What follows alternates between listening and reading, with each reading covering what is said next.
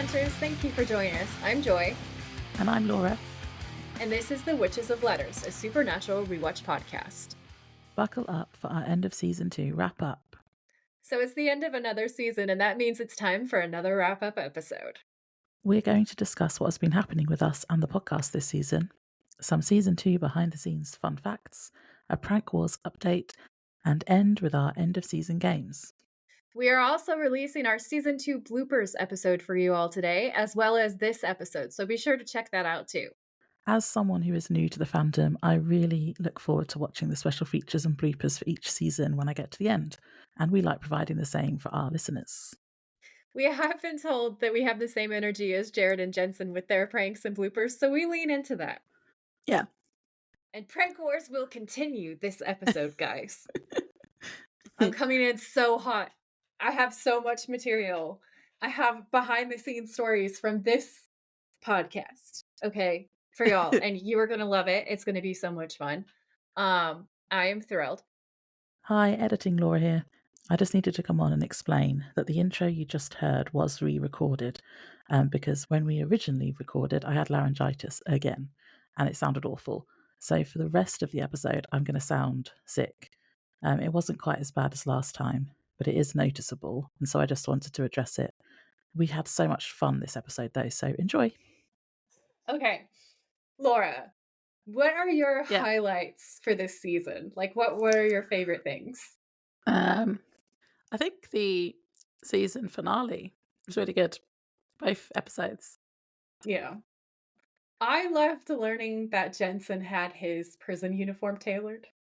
Oh yeah. To make himself look better. He wanted his biceps to be on display. And you know, we're all grateful for that. I thought that was great. I love the part right at the end, like you were saying, the season finale. The best bit, I think, is when John grabs Azazel and Dean kills him. And he's like, that was for our mom, you son of a bitch. That was amazing. I love that so much. Yeah, that was good. Because we'd been waiting so long for them to finally get him. The trickster episode too, because it's hilarious. It is hilarious. That was really fun. Yeah, that was the funniest. Yeah, for sure. Hilarious. I liked your poems to Dean as well. They were definitely highlights. What was the first one? It was like, enter Dean, the hottest thing I've ever seen. Yeah, that was it. I was like, I'm glad you remember it because I don't remember it. I don't remember what episode it was, but no, I don't remember where that one came from either, but I think it ended up in out of context quotes, so we could probably find out. Oh wait, was it Houses of the Holy? But it was someone that was going on a date with a woman. Yeah, Pillar of the Community. Was it Pillar of the Community, Glenn? No, that was a different episode. He might have been a different Pillar of the Community. He was a different Pillar of the Community. It was just that random guy. Yeah, because you never see him again in that episode. He's just in that one scene, I think. And Dean breaks through the window to save that girl. And I was just like, be still my heart. That was good. And then I accidentally rhymed and I was like, oh, it's a poem. And I was not mad about it. I stood by it. That was fun. I also thought that our themed bonus episodes were good. I had a lot of fun doing that. Had a lot of fun doing that. That was really cool. So the Halloween and then Christmas one. Yeah, I really, really enjoyed that. Well, for me personally, I really loved Everybody Loves a Clown because we saw that one together at my house. Oh yeah, that was good. That was so much fun. Yeah. And I loved how much you hated it. And that was really fun to see in person. And then she told me about her traumatizing bouncy castle experience. And that was also really funny. It's just like, it just reinforced to me that Laura just is Sam in that episode. That whole episode, Laura literally is Sam the whole time. Yeah. That actually leads us on to, should we talk about our highlights overall? Because we have had lots of kind of life highlights as well. Like we met each other in real life. Yeah. I keep thinking that happened earlier.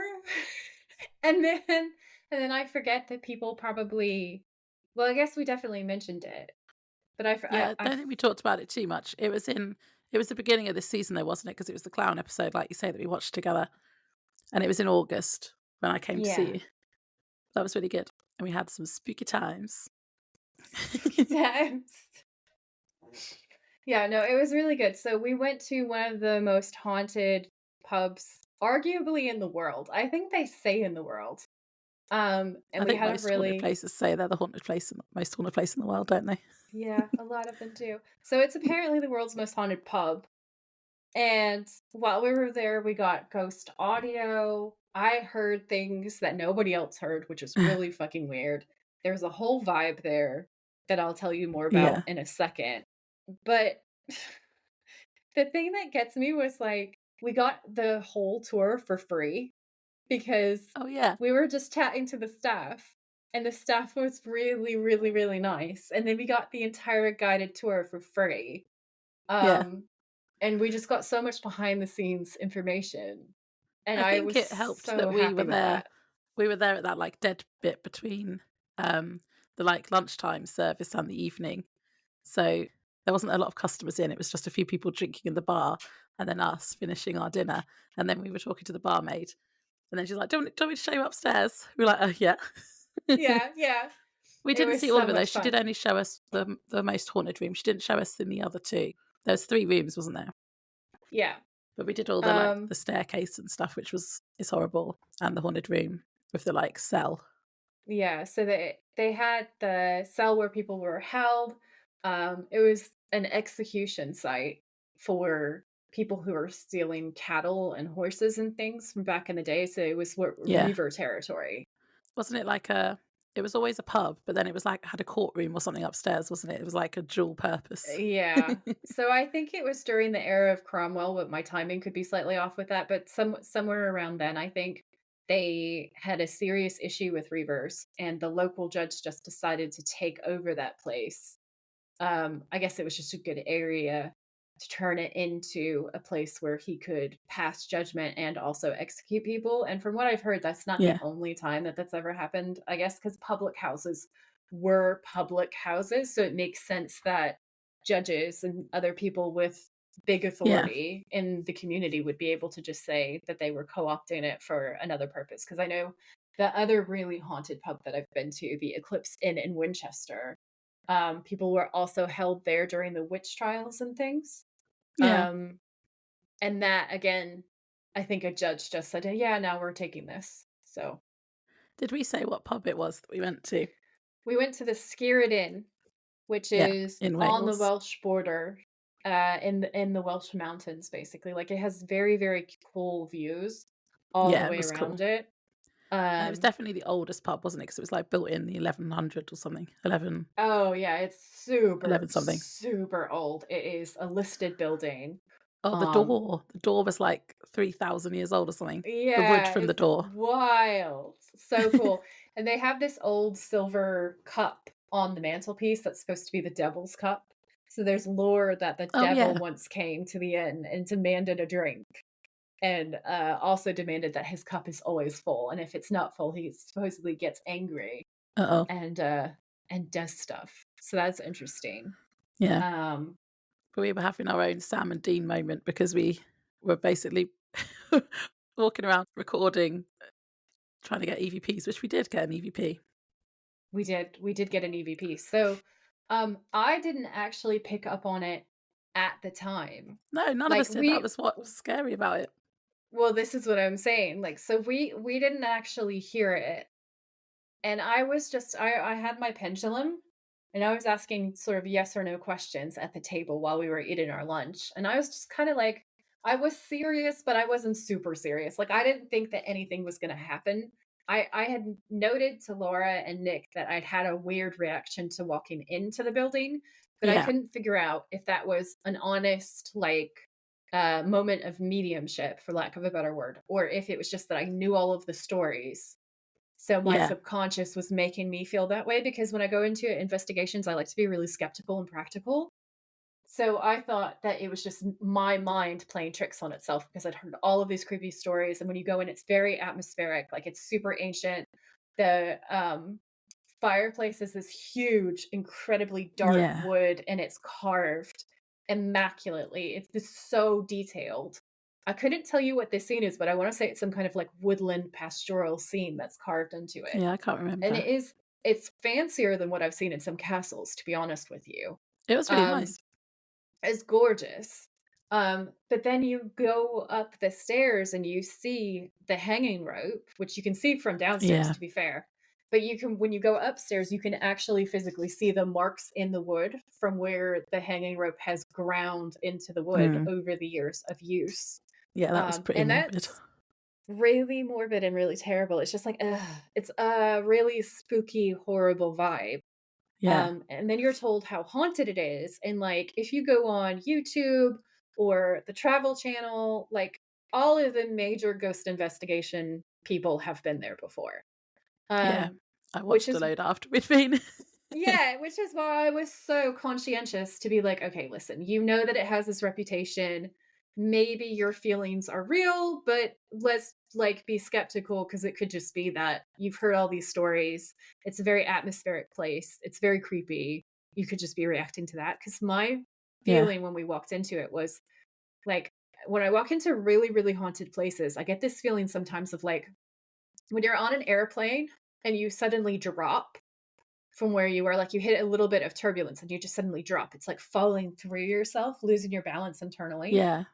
And it also felt a little bit like goosebumpy and a little bit charged. Like I felt like the that when we were in minute, that bathroom. That was the creepiest bit. yeah, for sure. So it's like an electrical storm feeling, isn't it? And um, it was very, very, very spooky. We were both uncomfortable when we were in that room, and we kind of talked about it a little bit. But we didn't know that we caught the EVP. So Laura's No. listening to stuff later on, and then she messages me and she's like, Joy, did you hear whistling when we were doing that investigation? And I was like, no. No. I was like, arsenic, did he? Yeah. And she was like, ask Nick, which was nice because, again, with skeptical spectacles, we wanted to Yeah. make sure that we weren't like, she didn't want to influence us to give her an answer. So I asked Nick, and Nick was like, no, I didn't hear any whistling. And I was thinking about it, and I said to her before she explained what she captured, I said, where we were was such a small area, like acoustically speaking. If Yeah. someone had whistled, we would have all heard it. Yeah, because Um, we were just to explain that, we were so the pub has like the main bar area, and then it had another room that was the dining area, which was closed off from the other room, although the bar went into both rooms, didn't it? So mhm. when the barmaid was at the one end of the bar, she was could see us, and when she was at the other end, she was in the main bar, and you couldn't hear anything. There, but like I said before, the dinner service had ended, so we were the only ones eating. There was a couple of like regulars in the bar. Yeah. No one whistled. There wasn't that many people in the pub, and we were the only ones in the room that we were in. And it's such a loud whistle, and Yeah, I it was was like, we would have it's heard that at the really time. eerie too because it's a proper like minor chord whistle. It sounds like a signal. And when Yeah, I realized that and I realized what we had captured, I think I Googled it because I'm pretty sure that reavers used to use whistles to signal to each other. ew, you didn't Because you tell me this bit. oh yeah, I didn't want to freak you out, I think. So yeah, so reavers used to have different signals to signal to each other before they went off on raids and different things. Ah, that makes And that sense. spooky ass whistle that we heard sounds a lot like what I read described as a signal. So I was like, "Oh, if you want to listen to the EVP, Laura will put it here." Yeah, I'll put it here now.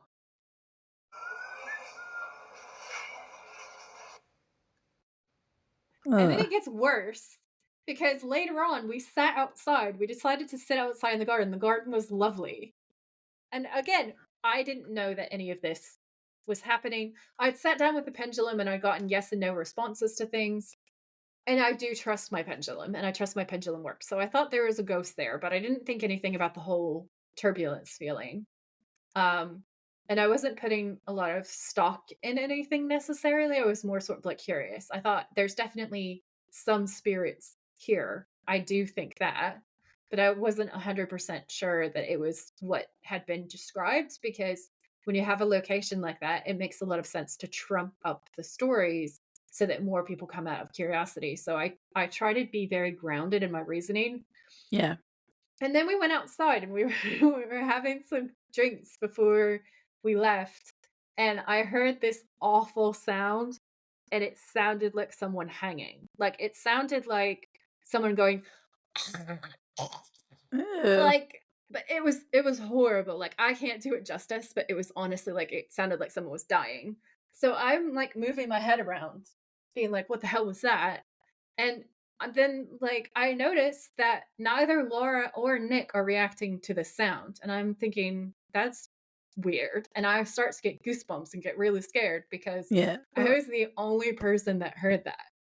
I was the only and I was like, "Did you guys hear that? Did you hear that choking sound?" And they're both like, "No." And, Ew.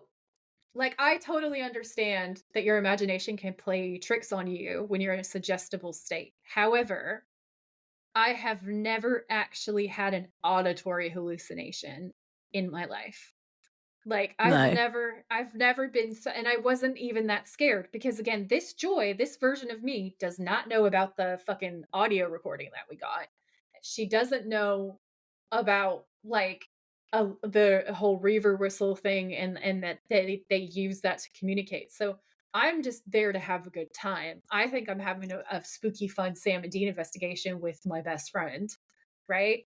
My bestie cousin. And no, no. Okay. Like, it was actually hella haunted. Uh-huh. Um, my point of view is that it is probably one of the most haunted places that I've been into, and I've been to some Yeah. really haunted places. I did a session with the spirit that was there, and I was like, "Can I help you? Are you" he said, "No, not really." Like, via the pendulum. Because I was asking yes, no. I was like, "Can I help you?" And it said, "No." And then I said, "Are you still suffering?" And I think it said no. And then I was like, "Well, that's good at least." And the general impression that I got was that this guy just wanted to talk to someone, that he died there, he'd been executed there, and he just wanted to have a conversation, and uh, that they're all just there kind of hashing things out until they're able to move on. Because I think that ghosts will replay things and sometimes be stuck in the way that they were when they passed, but I don't think that it's a permanent state.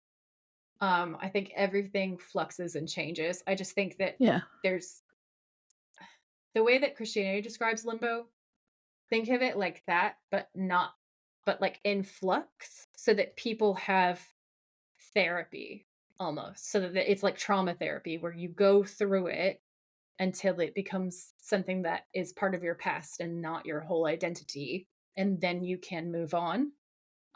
That's how I view the kind of repetitive ghosts where it seems like they're playing things out again. And that's what I Yeah. think happens at the Spirit Inn. I think it's a Aw. repetitive ghost situation where they're going through things. At least they're not there alone. There's definitely multiple ghosts there. Um, and I think they'll work it Yeah. out until There they was a feel lot of people free. that died there. Yeah. And the thing about Reavers is like, they were not angels. I don't want to act like they were angels in any way, shape, or form, but a lot of them were driven by poverty and desperation. Um, Yeah. because what they were doing was very risky, and if they were caught, they knew they were going to get killed. Like, I don't think that they did it to get rich or anything like that. It was to survive usually. Um, and so I feel like it was people living in a really difficult time on not very much, trying to just get by and feed their families. Yeah. Yes, that was really spooky. Another Yeah. spooky thing, but way more fun, was I did like a best friends Halloween round table with Laura and Carly. Oh, yeah, Um, that was really fun. so at Halloween, I do a round table with tarot because Halloween to witches is like Samhain is the witches' new year. And I really like the energy of doing a reading around that time because also our loved ones are so much closer to us. So I feel like the deities that look over us, if you believe in that, or the energy of nature, however you guys like to look at that kind of thing. I personally feel like my deities that watch over me, they're closer to me. My ancestors that watch over me are much closer to me at that time because the veil is Yeah. thinner. And I come from like a Celtic ethnicity and like practice. So it's really important to me because that's my heritage basically, and it feels like I'm connecting to my ancestors in a really meaningful way by practicing something that goes back so far. And I love to share that with friends, and I love doing roundtable readings. So roundtable tarot reading, if you guys also have tarot and you want to try this out, is you get your decks and you have a conversation with your friends about like what you want to do. But generally speaking, I'll pull for like, what do I need to know for this year? Like, what do they want me to really work on this year? Um, you can ask about what blessings you have, what strengths you have, um, what they think it's really important for you to know. And I got like just the coolest, deepest set of answers to those questions. And it's so much fun because it's not just you. It's like you read your cards, but then your friends also read your cards, and then you take turns and you all read for each other. Yeah, So that it was goes so fun. around in a circle, like round robin. It was really cool. It was really fun. It's amazing when you have multiple people doing it too, because I've found that the cards line up in the most magical way. So like I was drawing cards for Laura and Carly was doing cards for Laura, and like no one's talking to anybody else about what we're doing. We either have a general theme or we're just pulling, but the cards are lining up like fucking It perfectly. It's magical as fuck. was magic. Everyone should do it. It's the best. Yeah, and it was interesting because Carly doesn't really know me very well, whereas you do. So it's like you know some of the stuff that I'm trying to work through, but Carly Yeah. didn't. But her cards were still confirming Spot on. what you'd Yeah. said and stuff. It was really Yeah. interesting. I this is why I love roundtable readings. They are literally the best, and it's so cool, and I love when people get little glimpses of magic like that because, like, there will be things that another person who's in the reading really just doesn't know and doesn't have any background for, but it will always come up, and you'll always get such in-depth messages. Yeah, So that was definitely a big a highlight for me. highlight. I also loved we went to a garden center together and we got matching plants. So we have like matching tulips and matching Oh yeah, crocuses and things, I think. they're starting to come up now as well. They're starting to come up and it's so exciting. It feels like a little piece of green witchcraft. And also like the most Yeah, magical little like best friend thing that you could possibly do because like instead of matching bracelets, like who cares? We have matching little plant babies. And yeah. it's the spring and the return of life and these gorgeous flowers. And it's just so exciting. So I love that. I think that's an amazing tradition. And I feel like we should do that every year. Was it the like really dark, almost black tulips that we got the Yeah, same we as, got wasn't black it? tulips. We got Queen of the Night is the name Yeah. of it. And So I I am think my so excited daffodils to are see coming up them. actually. I don't think my tulips are yet, but they'll be soon after my Yeah, daffodils. it's really, really exciting. One of my favourite things as well was like friendship wise was meeting at Christmas. So we met up Yeah. again at Christmas. We met halfway, didn't we? So it was like a 2.5 hour drive. Yeah. And But that it was was so worth it. awesome. We We had a found good, really good picture as well. I'll see if I can put that picture on our post for this episode.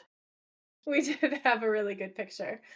Although Nick didn't take it because he'd gone off to the car. And we were like, Nick, come back. We want a photo. So it's just a selfie. We didn't get a proper picture because Nick wouldn't take it. didn't he didn't know what we were talking about. No. And then he just wandered off. So we said, never mind, we don't need you. I think it's an incredibly beautiful photo of Laura. It is not the best photo of me, but I'll allow it because I love Laura and it's a super cute photo of her and it's a super cute moment. I Um, never like photos of me. So yeah, I like that it's one. magical. And she does like that one because she looks great in it and she's very pretty. So I'm very happy that that translated in this photo. Um, we also went to the Arboretum, which That was is one amazing. of my favorite places in the world. And we went to the redwoods and we put our arms around a redwood tree, or we tried. I'll put that Um, picture on as well because that's cute. yeah, I love that one. We had the best time there. Um, we went to go to see a garden center and like it does water features as well. So goldfish, koi. Oh, we fed Um, the koi fish.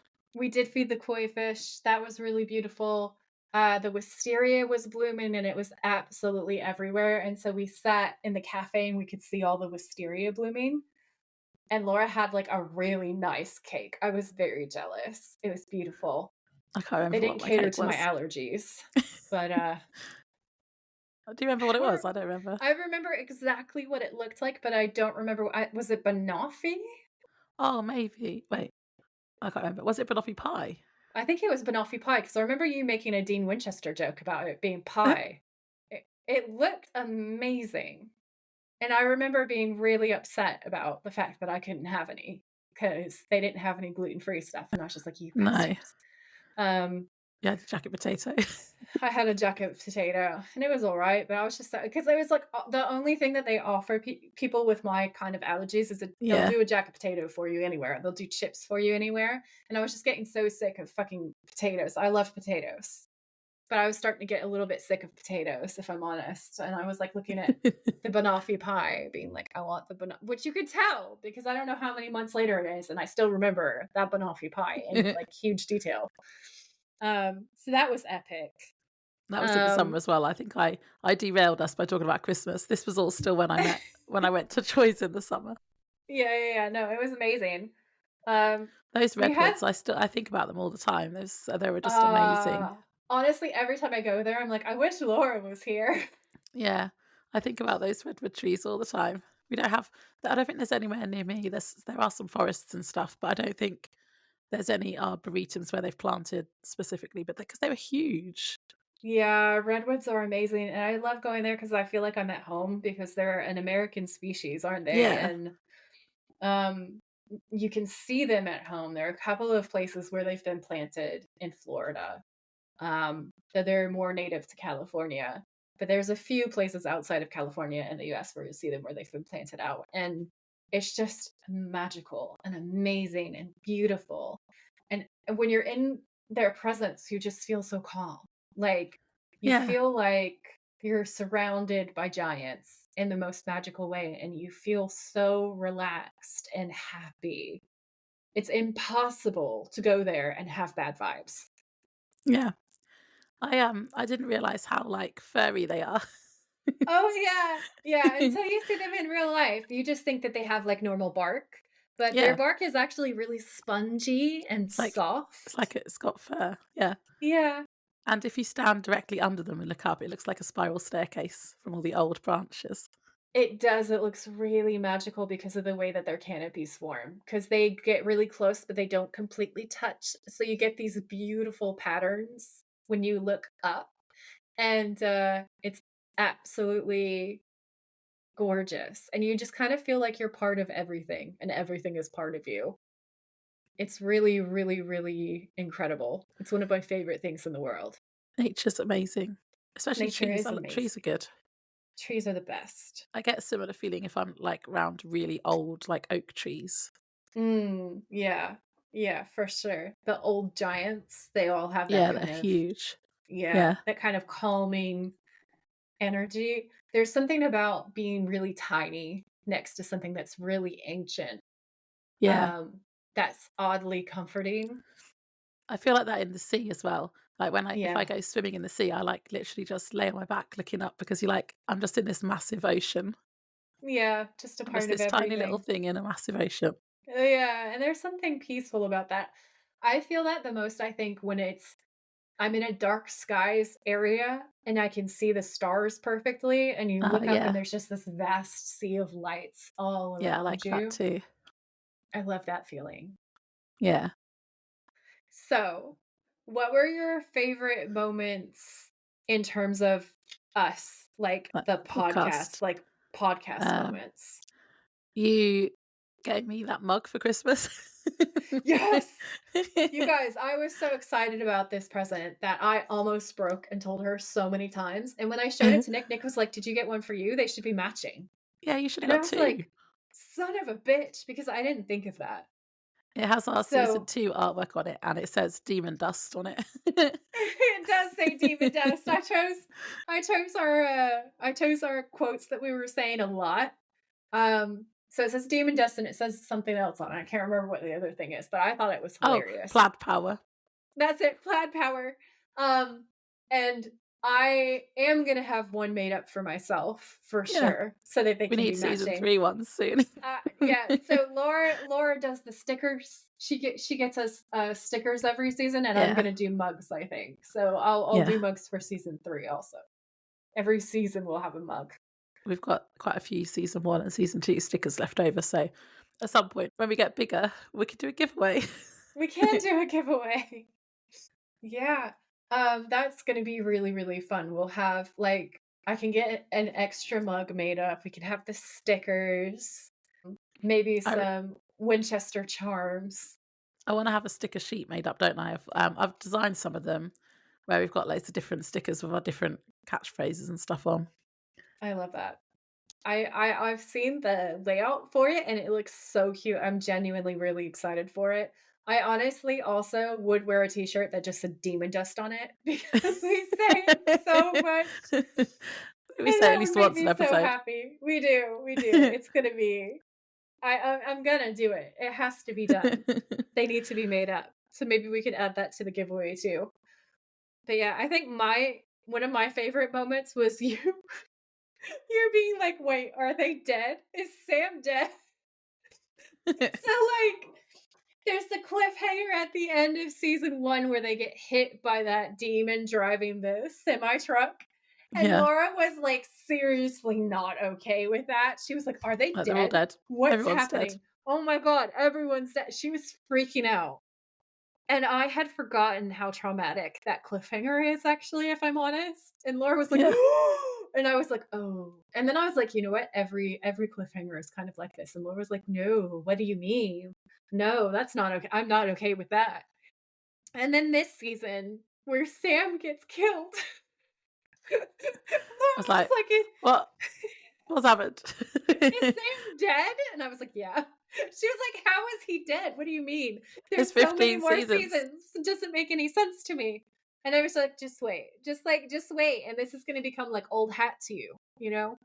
But yeah, it's really funny because there's so many people in the comments and stuff talking about how like Supernatural is their comfort show, but also how is it our comfort show? Because Yeah. there's so much trauma and darkness in Well, I think it's the same thing of like why so Supernatural. many of us are interested in true crime. It's Yeah, there's it's like comforting in a definitely way. yeah, there's definitely a crossover for sure. Um, I also really I have 2 rants that were part of my highlights. So there's I tried to prank Laura back, okay? This season I tried to prank Laura back. I had this whole thing. I'd done so much research. I put so much time and effort into it. I told her I was going to do it to leave like the anxiety of like knowing it was going to happen but not knowing when. I really Like went hard. anytime. I Yeah. went Dean. I went Dean levels of hard with this, okay? And then I kept threatening her with it. And then there were a couple of times where she was annoying me because she was winding me up. So I started giving her little pieces of it. And I found this website I don't know that why I was is annoying you. All I was saying was cockroaches. just absolute bitch It's with the forbidden bugs all the time. Oh my god. the Yeah, ASMR. it's the ASMR of it that makes it worse because I love ASMR and I hate what you're saying. It's torture. It's actually torture. Yeah. So she was doing that a lot. A lot, guys. And it didn't really make it into the episodes that much. Like some of it did, but not all of it. So you should hang tight for the bloopers because they will be hilarious. But she was low key emotionally torturing me, I'm gonna say. And I was like, well, I'm gonna get you back. I'm gonna get you back hard. So I built this up and built this up and built this up and bragged about how epic it was gonna be for months. And then one day I Yeah. decided I'd had enough and I was gonna do it. You're And I was like, like, right, that's it, it's Laura. now. That's it. It's now. And I go to open the website. She said the evil laughter. And the fucking website's been deleted. And I was just like, oh no, what a shame. She was like, oh no, that's terrible. I was channeling my inner yellow-eyed demon of like, oh no. What an unforeseen event. Yeah. Yeah. I'm shocked by this this twist, I can't remember the exact line, but oh god, it's so funny. It's so funny. And oh, I was so angry. I was so angry, y'all. And Laura was just living her best life. Yeah. And I was furious because it was so good. It was a ventriloquist dummy doll, which she hates, obviously. That's her peak terror, okay? It was cursed as fuck. It was in the UK, so she wasn't safe from it. Like, it was not in the US. But luckily, here today, prank wars will continue and I will have my revenge. So that's going to be all right. But yeah, that is one of my highlights probably because that fail was so epic. I had built it up all season and waited until like the end, and then the fucking website was gone. And I had such a meltdown. It was so funny. And Laura was just like, sucks to suck. That was funny. Yep. Also, season 2, episode 1 has the cockroach rant in it. It's in my time of dying in the preamble. She put the cockroach in the out of context quotes. And there's Oh, me what, the little ranting. cute one that was sat with her sat at a table, that one. Yeah. There's me ranting at her for 2 minutes about it. And when I was writing my notes, I was like, this is getting me all over again. Because I was so pissed off because I was listening to it so that I could figure out where it was. Because I remembered it, but I couldn't remember the exact context for everything. And I was like throwing up in my mouth a little bit again because you got me again, because you say it all through that conversation where I'm talking about it. You keep interjecting. Right. Oh, yeah. Sorry. Well, you're like, it's a full wind up. Like the whole thing is a full wind up. She's so smug and so like, so that was where I was like, I'm gonna get you back. So that is at like 3 minutes into the podcast. If you guys go to the 3-minute marker on that episode, and then she literally messaged me and said, "Did you like your cockroaches?" So it's not even. Oh, that wasn't the one at the table. That was a different time. Oh yeah, there was another one as well. Wasn't there? So like, it's just endless. Is my point. But yeah, that was when I put one in the out of context quotes. Yeah, because she was acting all innocent in the preamble. If you go and listen to it, there's recorded evidence. She's acting all innocent. And then I'm like, no, bitch, because you messaged me. I have evidence where you write down, did you like your cockroaches? That was when you did the jump scare photo of just like African hissing cockroaches or some shit. And it was just like a whole photo frame of only cockroaches. And I'm outraged thinking about it again right now. I cannot wait to get you back in this episode. I think that must have been our the out of context quotes for our wrap up episode then. Yeah. The last one.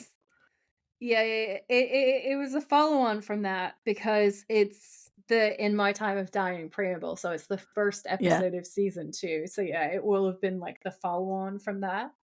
And you literally said, I will admit it was a choice not to tell you that there was cockroaches in it. And it's the way that you said it too. She was like, I will admit, but she said like, ha ha ha ha, bitch. It was wild. I would never. Until you did, and also next time, and it's at 3 minutes, so they can go and listen to the evidence. Then I also loved finding out that Laura had a clown bouncy house at her 16th birthday. Because that is like not a normal 16th birthday at all. And she was so terrified of it. Her friends had to make her jump into it backwards with her eyes closed. Yeah, because I had to jump through his mouth. Did I say that on the episode? I must have done the clown episode. Yeah, because I didn't know about it until you spoke about it. But it's in the little Easter eggs part of Everybody Loves a Clown. And also for that whole episode, Laura's like, no, they don't. No, they don't. I don't love a clown. Sam doesn't love a clown. She does. That entire episode is one giant rant. It's so funny. I forgot how funny it was. And then when I was going back through listening to them so I could figure out what my favorite highlights were from the podcast, I was just like, oh my God. I didn't listen to that one again, so. Everybody Loves a Clown is fucking hilarious. Like, I think that's the funniest episode that we have in this season, in my opinion. Um, I laughed so hard listening to that episode, honestly. Playthings. She had an entire meltdown at the clown doll right in the beginning of the episode. So it's like a Yeah. minute into the episode. Uh, That's so why. we must Why a clown doll? Dolls are bad enough. yeah. She was not happy, okay? She was not okay. And it is hilarious. And then the whole preamble for that episode is both of us being like, what the fuck with the clown doll? Why is it there? Why do they keep doing this? Because they did it so many episodes. They keep inserting the creepy ass clown dolls. And then there's this part in Born Under a Bad Sign, right? It's 24 minutes and 31 seconds to minutes and 12 seconds if you want to listen to it. Laura's absolutely dying over the gas station scene. Where he says, "Tell your story walking, pal. The popo will be here in 5." She was so hysterical. We had to cut a lot of it because she laughed for so long. And then she went into this full on like muttly, wheezy, like laughing bit. It was so funny. I almost fell out of my chair. Like I was literally like wiping little tears out of the corner of my eye because I was laughing so hard at how hard she was laughing. And then my face hurt because I had been laughing so hard. Like she had made both of us hysterical because she could not handle that scene. And that was amazing to me. We do have fun, don't we? We do have fun. We have fun here. Then in Tall Tales. Oh, that episode is so good. That So funny. is so funny. If you go to 110.50 to 111.13, you can hear Laura talking about the steaks being a foot long and girthy. Well, they were. They're massive. They all sound so filthy. Yeah. And that was actually one of That's my why I said it. favorite. That was one of my favorite out of context quote. And like that's the one that I think I've heard most people comment and write in about. Like that was probably the funniest moment. Like I'll give it to you. I think you were funnier than me this season. That is probably the best joke that either of us made this season. Honestly, that was fucking hilarious. I died laughing. I was just upset that I couldn't find a better picture to go on the out of context quotes. It was such a small picture because I couldn't find one of the steaks. Oh yeah, because they're. But I knew I had to have that as an out of context quote.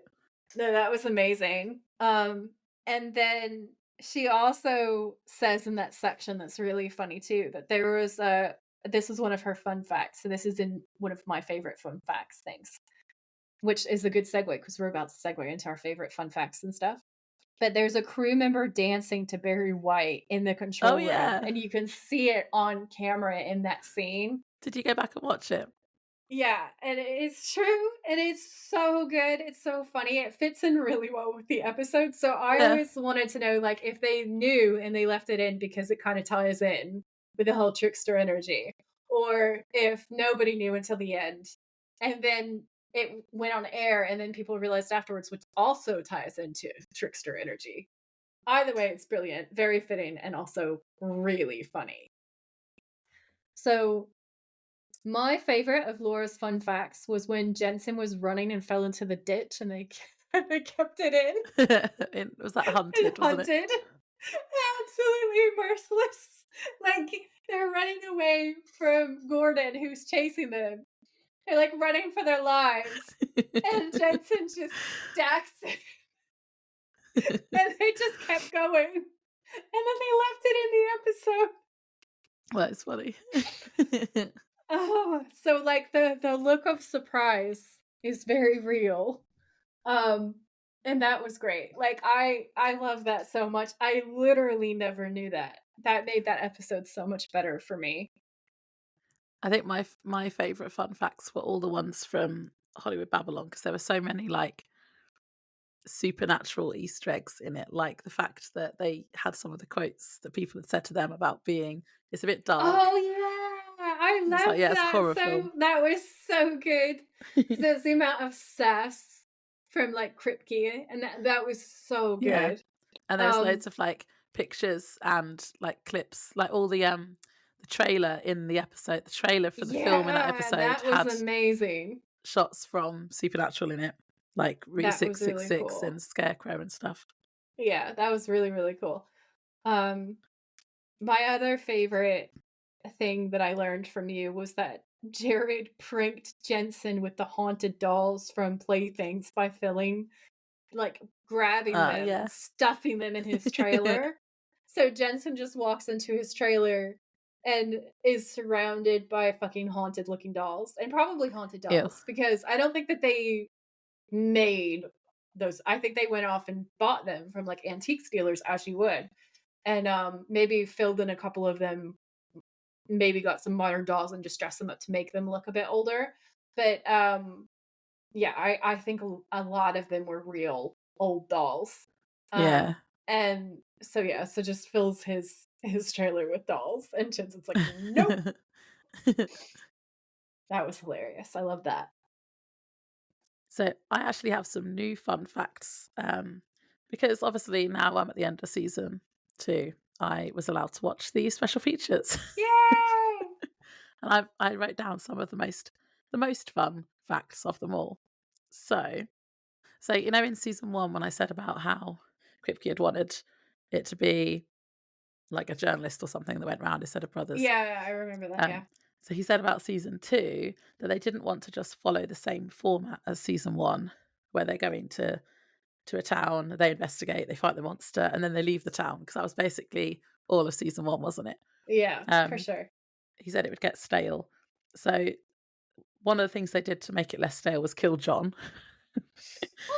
at the end of season 1. And he said it's because Dad created a buffer zone between the boys and the real danger of the world. And then, and he made a Star Wars reference. That's why I wrote it down for you. Yeah. He said they had to kill their mentor character, and he said it was the Obi-Wan Kenobi, to really Oh throw the main yeah. characters into danger. So it Yeah, made that it more makes a lot of dangerous for them sense. with John being dead. Yeah, it definitely ups the stakes because I guess as long as John is alive, like they made him such a hardcore, terrifying threat to the demons Yeah, that very high level demons already are coming to take him out. And even then, John still comes back and kills Azazel with Dean from the grave. So like he's such a dangerous character that even dead and sent to hell from a deal, he still comes back and fucks up their shit. So that makes a lot of sense to me because the boys could always turn around and they would never really be the lead characters or the main characters as long as you have a Jeffrey Dean Morgan. yeah, Because he just pulls focus, doesn't he? In the yeah. Because best he's hot. way. Because he's so hot. And he's just so good. He's just so it's the Jeffrey Dean Morgan effect. It's a whole thing. Yeah, And then on top of that, like the character is so amazing that Sam and Dean were always going to be caught in that deferential state where it was going to be like he's the adult and they're the kids. So I think that it worked well at the beginning of the season because they were like, we've got to find Dad. We've got to see that he's yeah, like still alive. But then when they do find him, it's amazing. But then the season isn't over. So it's like, where do you go from there? Because then you have your dad to watch over you. And it takes all of the elements of danger out of it, sort of. So I yeah. think that all the right storytelling decisions were made for sure. Mm. I did like the format for season 1, but I could see why it would have got really boring if it was just the same over and over and over again. Um, Another thing they did was on Bloodlust, they kind of changed the status quo, if you will, by making the hunters become the monsters and the monsters become Yeah, the hunters. that was a really good flip. Yeah, that was good. That was another thing he mentioned. Oh yeah, this is a fun one. Kripke made the point that Dean is technically a zombie because he was brought back from the dead, Yes, right. and now Sam is See, too. I've said that. I've said that before, and I stand by it. He said that's why they then explored the zombie kind of thing in Children Shouldn't Play with Dead Things. Okay. Because Dean's a zombie. Oh, in Tall Tales, he said that it was an opportunity to have some fun with stories that would never be episodes of Supernatural normally. So, like things like the alligators in the sewer. Oh my god, yeah. Because he said that was stupid. Yeah. and the alien abductions. And he said, because he said it was a rule of the show that aliens don't exist, like ghosts and stuff do, but aliens don't. Yeah, not so Um, much. so that those would never be full episodes. So that was good. I Yeah. think that's why I like that episode so much. It's very X-Files-y, that one. The Linda Blair episode, he said originally he wanted her to play the Crossroad Demon. But before he even pitched that, she said that she didn't want anything to do with demons. Yeah, she's very over being Reagan, isn't she? Yeah. And then, so that's why he then offered her that instead. And then Yeah. Kripke also said that looking back, he thinks the pea soup joke at the end was juvenile and he would change it now. No! I love that part. I love that part. It's so funny. It's such a nice little tongue-in-cheek reference. Yeah, I liked it. For Born Under a Bad Sign, the writers were all praising Jared's acting as the demon. And Jared said that... scary. Yeah, he is. Jared said he watched season 1 again in his trailer to watch Meg's scenes. So he was watching all of Meg's scenes to try and mirror some of the mannerisms she had. That's how he got into that character. That was really cool. That is really cool. That's hardcore. One of the things that I love about them so much is that neither of them really have formal acting training, and their methods are kind of ingenious. The way that I think they're both natural actors, and I think their instincts are really good. And I love that he put in that level of commitment to go through and really try to make himself as Meg-like as possible. Yeah. You know, the clown episode where I was saying why I think I'm scared of clowns? I do, yeah, I remember that. You know how I said I think clowns are scary because they have like that fake smile and there's something uncanny about it? I do, yeah. They had a woman on the special features called Sandy Schlosser, who's a folklorist and author. And she said the reason people are afraid of clowns has a lot to do with the makeup because it hides all the little visual clues everyone has, so you can't read them. So they have like this big painted smile on, but they could be thinking anything. And I was like, that is exactly it. Yep. It's almost an uncanny valley kind of effect. And it's extra creepy. It's definitely creepier than a mask because a mask is just sort of still and covers everything and it has one expression. But a clown's face always has the potential for two at the same time, and one could be completely opposite from the other. So it's definitely really scary. Well, that's what Kripke said, because he said it makes you feel suspicious because they are sad but pretending to be happy. Yeah. Also, he mentioned all the places mentioned in the episode about clown sightings. They were all real places, which I think you said in the Easter egg. The Easter egg, yeah. I think do you'd said remember about that, but that's it, really cool. the like clown panic thing. I didn't know that he had confirmed it though. So I think I had my suspicions, but I didn't know for sure, but you just confirmed that I was right. Yes. He said it was in the 70s. There were all sightings during a period in the 70s where there was clown hysteria. John Sheban said the clown episode was the episode that people had the most visceral reaction to out of all the episodes he wrote. It's like, well, yeah. Oh, yeah, and in Roadkill, Sarah Gamble was talking. They were saying that Rael Tucker was behind the twist in Roadkill, and apparently Kripke and Bob Singer weren't convinced it was going to work because people would work it out. But Sarah Gamble said that Rael pulled it off, and I agree because I didn't get it until the end. She really did pull it off. I didn't see it coming. The acting was so good as well, like and the way that it was structured, it was brilliant. So that's a great episode, and that was a great twist. Yeah. I had a couple about the Roadhouse. So basically, they confirmed what we've already talked about, how that Kripke says it wasn't his idea to have the Roadhouse in the first place. The powers that be wanted a home base for Sam and Dean. And he said, I wanted it burnt to the ground. And I think Joy mentioned... Yeah, you mentioned it he went on a rant. He was like, I hate it. I hate the idea. It's an on the road show. Why the fuck do they need a base? He took it along the same lines of like his rant about people telling them that they needed lighting to be different, where they were like, can it be happier and brighter? He's like, it's a horror show. A horror show. And then they have that one scene in the Genie episode where it's really, really, really sunny, and they're like, "Oh, you listened to our notes," and he was just like, "Shut up." It was so funny. McGee liked the Roadhouse though. He said it was their version of the Batcave, Yeah, yeah. which was good. I kinda like the Roadhouse. I Yeah, think that it was because it was kinda transient in its own way, like, if they would have gone there every single episode, I could see Kripke's point. If you use it yeah, too yeah, often, then it does take away from the theme of the show, but yeah, every once in a while, yeah. I think I it's liked it for good that. because it also gives something that they can be threatened with, like, if the characters have a place that feels like home or like a break or relaxation, you threaten that place and it adds to the Yeah, drama, doesn't it? that's So like them killing John. It's that similar thing again. exactly. Um, I also liked like all the recurring characters were there, so that's why I liked it too. I like Um, that, yeah. all the writers loved Ash, by the way, but they had to kill him. Um, I Ash love was named Dash. after Bruce Campbell's character in Evil Dead. I think I you said knew that at it! some point. I thought Um, I had a theory.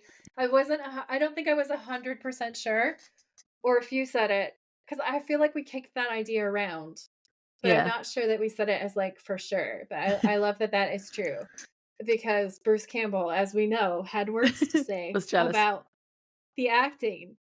I do think I think he had a moment of weakness, He's well and, gel. he well, tell.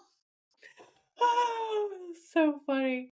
I should probably look and see if I can find that article again so that I can link it in Oh yeah, I want to read these it. notes. Yeah. Also, one fun fact that was confirmation that you'll enjoy is Kripke said that Joe was supposed to be a love interest of Dean.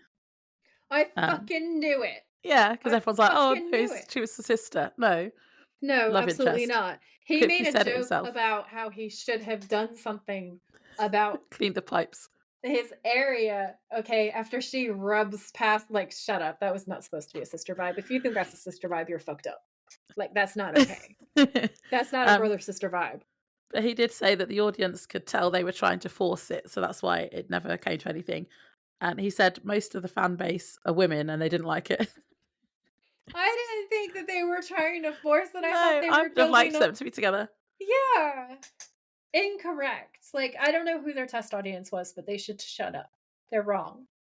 Also, this fun fact reminds me of you. So, I think this is Kripke. Yeah, Kripke said that the actress who played Jo had military training and said she could kick anyone's ass.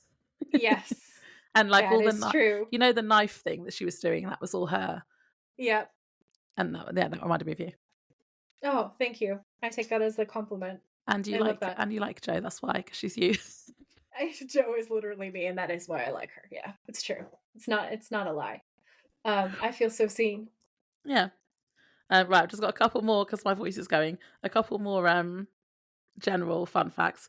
Mhm. Kripke said that General fun facts. Salute. he confirmed that he's a fan of Buffy. He was like, yeah, we knew that. We knew it. There's all the Buffy references. Yeah, There's that time where they're shooting that episode with that freaky girl with the freaky doll, and they go into the graveyard, and it just a straight scene from Buffy, and we said that so many times. I knew it. We yeah. knew it. We called it. There's so many little Buffy references. um, everyone loves Bobby Hobbs. Yes, of He was only course. supposed to be in a few episodes, but everyone loved him so much, and Jim, so Yeah. much that he stayed. And Kripke said he was the father they never had, like as in Sam and Dean. Yeah, And of we've definitely course. said that before.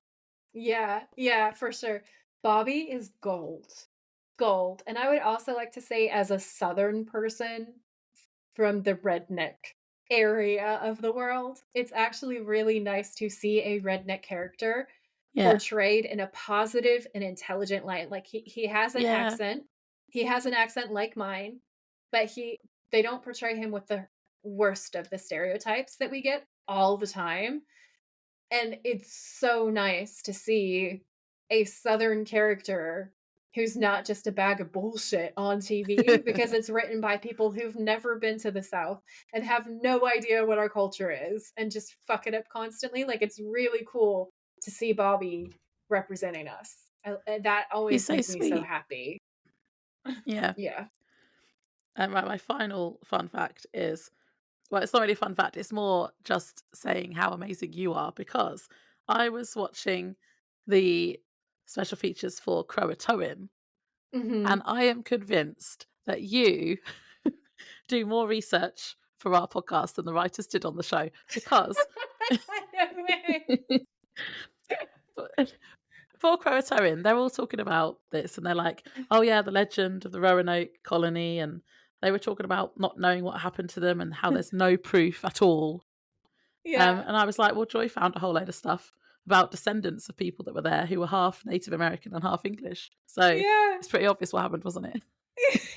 Yeah. And I was like, you did more research than they did." Thank you. That's amazing. Yes, that's it. That's for you.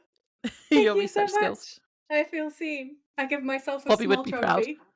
Bobby would be proud. See, the Southerners and the research, I'm telling you.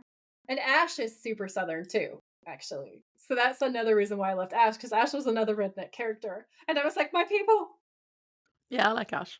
Or liked. Ash is great. I know. I know. It's really annoying when they kill him off. So yeah, so now we descend into prank wars, Laura. Uh-oh. Welcome to your worst nightmare.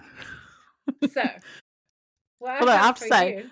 let me just say first, I feel like hopefully I've desensitized myself this week. She knew this was coming, and she had me sit and watch slappy episodes with her. I've been putting off watching the end of the first season of the new Goosebumps series because I couldn't Yeah. watch the slappy episodes. But I've watched them all this week. Okay, so I have a little show and tell for you. And for you guys, Oh, there nice. are links in my show notes. You can go through and watch everything that we're about to watch. Okay? Because Laura is about to watch the most haunted ventriloquist doll dummies, the most cursed Ew. dolls on the internet. You're welcome. And it's going to be amazing. So to warm you up, I'm going to read you this article that I have that links to a video that we're going to watch of this doll. Okay? Okay. Okay. So what I did was I went out and I keyword searched until I found this fucking guy with this fucking ventriloquist dummy that I found before. Okay, because his website got deleted for some reason, like one of his websites. So I don't know if he took a one down to do another one, but I managed to find that he did an interview in the Mirror, which I'm about to read to you about a viral video because a couple of his videos went completely viral because they are fairly inexplicable. Like I even looked at this one with Nick because I saw it and I was like, oh fuck. And then I was like, do you Ugh. think that you could see that? Like, do you think there's a mechanism? And he was like, I don't think so. And we looked at it in such detail and we can't figure it out. Like, because I thought, oh, I've debunked it. Never mind. I'll have to find a different one. But actually, when we looked at it again, neither of us think we think it's just like the frayed pieces. We don't think that there's a motor in it. So you're gonna have to. I'm excited to have you watch this like Lad Bible thing to see what you think. And you guys can feel free to write into our Spotify comments and tell us what you think. If you think that it looks like it just ends, I'll give you more detail in a minute. But for right now, I'm gonna horrify Laura. Okay. So the article says, this is the haunting moment a creepy ventriloquist doll dating from the Second World War allegedly blinks and moves its mouth by itself. The 1940s doll named Mr. Fritz was given to Michael Diamond, 48, earlier this year by a former prisoner at a Nazi World War II camp. Oh, Mr. lovely. Diamond, I know, right? Mr. Diamond noticed, it should be said that this is a POW, not an actual Nazi, because that would be extra disturbing. We're not we're not going there. So Mr. Diamond noticed the door to the doll's glass display cabinet kept opening up at night. So he set up a GoPro camera to film over 2 evenings on September 19th and 20th. So like imagine you collect strange things. So you're not bothered by that. But then you get this fucking dummy and it's moving around by itself at night. So you decide to GoPro it. And that's where this video came from. I can't wait to show you this video. Actually, go ahead and look at the picture that I sent you of the dummy. Okay. Ugh. Right? Isn't Oh, it's that just the head. Yeah, That's horrible. isn't it awful? It's painted. Oh, I I don't like made him. Nick watch this video, and he was like, "Burn it! What is that? Why am I looking at that?" Ugh. He was like, "Wash my eyes out." Okay. He's horrible. Yeah, so that's what we're talking about. So for visual reference, now you can see it in Is your he just mind. ahead the whole time? He's just ahead the whole time. So basically, I'm getting to the point, but he was a whole dummy, but then he started haunting people so severely that they decided to try decapitating the doll to see if Ugh. that would stop the activity. Fun fact, it didn't. And now the head does things by itself, and that's even scarier in my Oh god, it's opinion. like slappy. Exactly. This is slappy, like IRL slappy. So, on the evenings of September 19th and 20th, when the father of two from Liverpool watched back through the footage, he saw the cabinet door open and the doll's mouth and eyes moving by themselves. Moving. It's so creepy.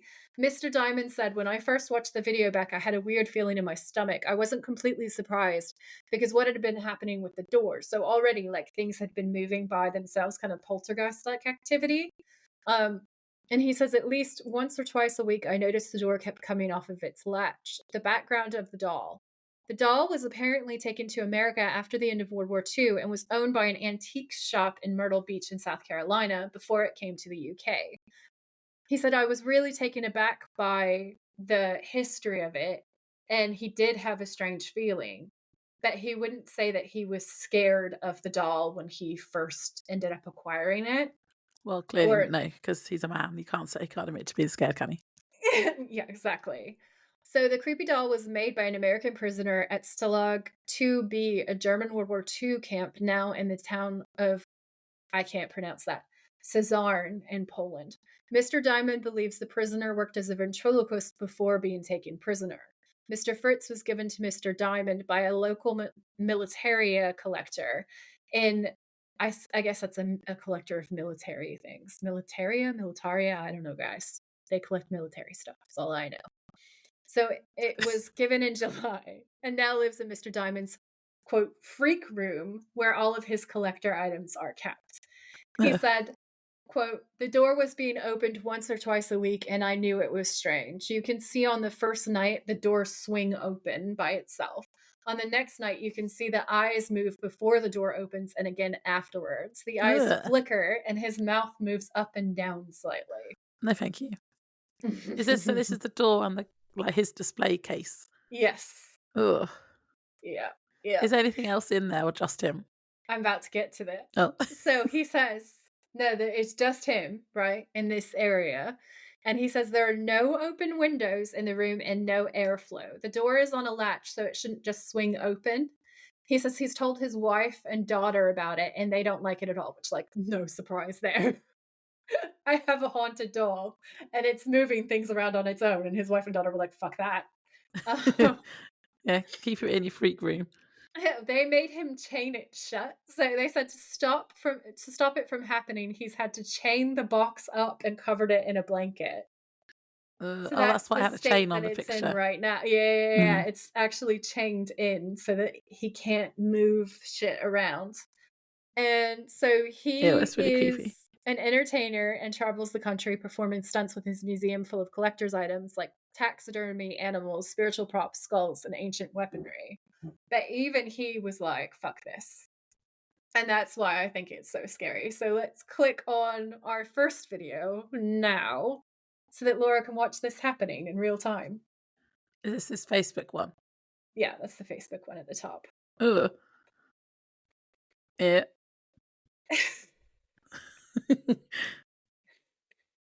Ugh. I know, right? He It's blinked. horrifying. It What just is wrong gets with his worse as face? well. His face does look pretty evil, not Oh, gonna no, his lie. mouth. I know. It's awful. Hang on. I'm going back a bit because There's an orb as well. yeah, I just saw that. Oh, I can't go back. I mean, the door. No, it zoomed in. No, don't zoom in. Oh, the eyes. Hang on, I'm going back a bit. I feel like the eyes move at the same time one of the times that the mouth moves around, and that's really... See, could someone be pulling the little strings? So, I thought that, and this is what I was talking about before, but when you look at it, it looks like they're just sort of frayed pieces. So, obviously, those are the pieces of strings that would have gone inside the ventriloquist doll's, like, body, but they're still attached, so the mechanisms are still there. But it does look like they're just hanging, and then you can see them moving when he's moving, but I thought they were being fed into something else, and I thought, "Okay, maybe somebody's pulling it or, like, Yeah, there's it a could be under the lever." table. But when you look at it really closely, I don't think that they're going anywhere. Like, one of them is just a complete loop and loops back up, like, inside the box, like it's just a loose little loop, and then the other one, Um, it looks like it's sort of frayed and it's, like, split at the back. It doesn't even look like it's a complete loop anymore. Ew, I don't like him. Yeah, it's terrifying, isn't it? Yeah, On a scale of 1 to 10, how grossed out are you? like 9. Excellent. He's Let's see horrible. if we can make it worse. So, I found some of the most cursed, haunted, fucked up ventriloquist dolls and also dolls on TikTok and social media. We're gonna sit down and watch them together Is and this get different to Laura's... the other creepy guy? Yes. Yes. So, we just watched the Mr. Fritz one, and he's supposed to be one of the most haunted ones in the world as well, and now we're gonna watch another 4, about these super creepy, fucked up dolls. Um, there is 2, I think, about the same doll, one about a different ventriloquist doll. So there's a set of dolls that are really, really, really, really haunted, and they're all over TikTok, and they're terrifying. Carly suggested those ones actually, so we have Carly to thank for that suggestion. Thanks, Carly. um, there's one that I found on my own that is absolutely terrifying, and it's supposed to be so haunted that the shop is, like, kind of a dangerous place to be. Um, and then there is another one, which is just from a girl whose hobby is collecting super fucked up, cursed and haunted dolls. And that one at the end is so scary, you might be mad at me about it. But Okay. I'm hoping not. Should we hit play together and I'll mute my microphone so that it doesn't pick up a double Yeah. sound? I just want to Yeah, point out that she's making me do this when I'm sick. that's true. But you know what? After, did you enjoy your cockroaches? I have no regrets. So I have my finger over the first one. Just tell me when to hit play. Okay, yeah, I'm on. Now? Yeah. Ugh. A new emotion.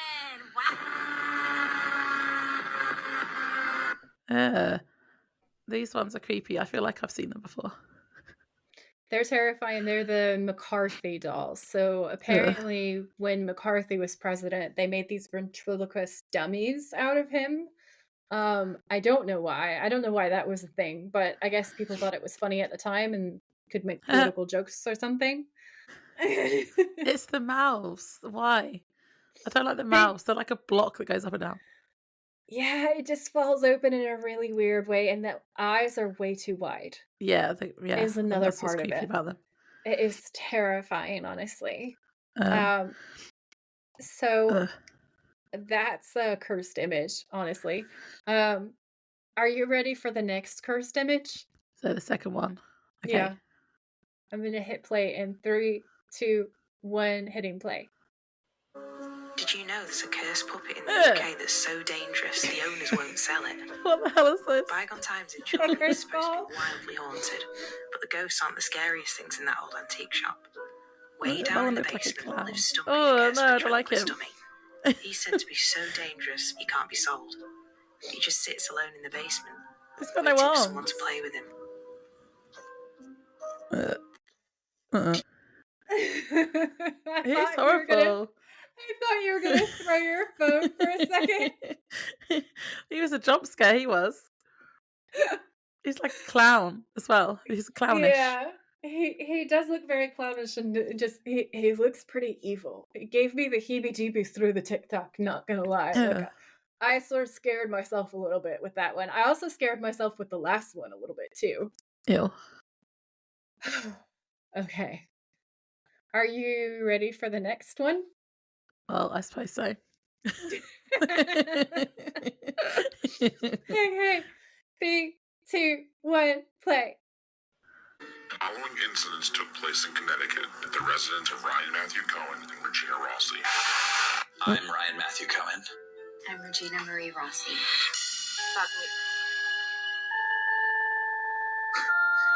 Now, explain why that might be happening. I really don't have an answer to that, to be honest. We live in a house filled with something What's like, happening? I don't know, 5,000 objects. So and I can't that speak ding to every single was piece from a and its motion energy. sensor right next They to are them. terrifying just in their aesthetics. They have, the paint has started to patina and crackle. And, what other image comes to mind when you're like, what is creepy? Especially when you're collecting things. It's almost always dolls. How do you feel looking at them? I'm uncomfortable. And would you say that the dolls tried to ruin your life? Is that the way you would describe the situation? There was 2 weeks that was mayhem.